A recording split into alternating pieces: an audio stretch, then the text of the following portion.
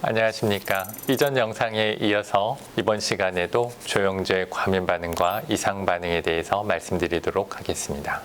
요도화 조영제와 관련한 문제는 과민 반응에 국한되지는 않습니다. 많은 환자들이 또 조심해야 될 것 중에 하나가 조영제를 쓰고 나서 콩팥 기능이 갑자기 떨어지는 경우를 볼 수가 있는데요. 특히 예전부터 콩팥 기능이 나빠져 있는 환자 또는 단백뇨나 또 혈뇨와 같은 신장 질환을 가지고 있는 환자들이 조영제를 썼을 때 특히 이러한 급성 신독성의 발생 위험이 높습니다. 이런 환자들은 가급적이면 CT 조영제를 사용을 하지 않고 하는 검사를 권고하고 반드시 써야 되겠다라고 판단이 된다면 미리 전처치를 하게 되는데요. 생리식염수를 CT 조영제를 사용을 하기 몇 시간 전부터 투여를 하고 조영제를 사용한 이후에도 투여를 해서 콩팥에 충분한 양의 혈류가 공급되도록 해서 신독성의 발생 위험을 낮추도록 하고 있습니다.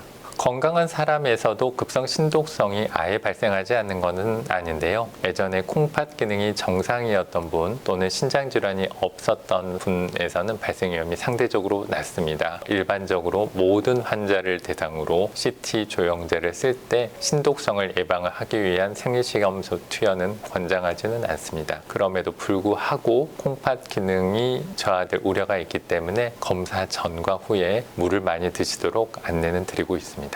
흔히 이제 CT 조영제를 쓸 때 어떤 약을 드시고 있는지 물어보는 경우가 있는데요. 대표적인 경우가 당뇨병 환자인데 메폴민이라고 하는 경구 혈당 강화제를 사용을 하고 있는 경우가 이에 해당합니다. 콩팥 기능이 정상인 경우에는 괜찮지만 콩팥 기능이 떨어져 있는 환자면서 메포민을 복용하고 있는 환자가 CT 조영제에 노출되었을 때에는 젖산산증이라고 하는 이상 반응이 발생할 위험이 높습니다. 따라서 이런 분들은 조영제 사용 48시간 전에 약물을 중단하고 조영제를 쓰고 48시간 이후에 다시 시작을 하는 것을 권고해 드리고 있습니다.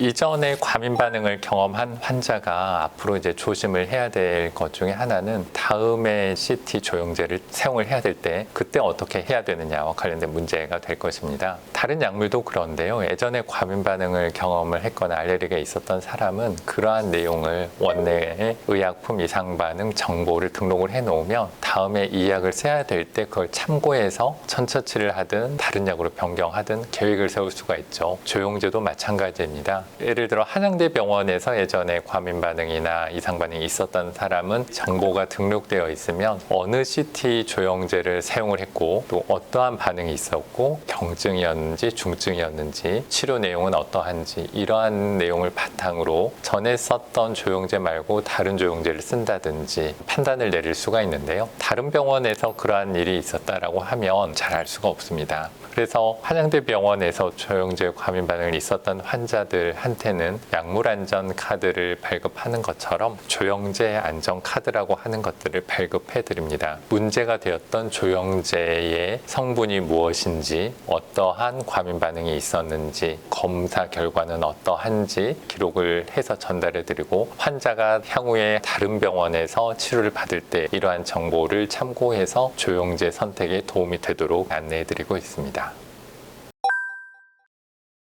네, 오늘은 조영제의 과민 반응과 이상 반응에 대해서 알아보고 어떻게 대처할 수 있는지에 대해서 이야기를 나눠보았습니다. 다음 시간에는 대표적인 약물 알레르기 질환인 엔세이드 소염 진통제 과민 반응에 대해서 알아보도록 하겠습니다.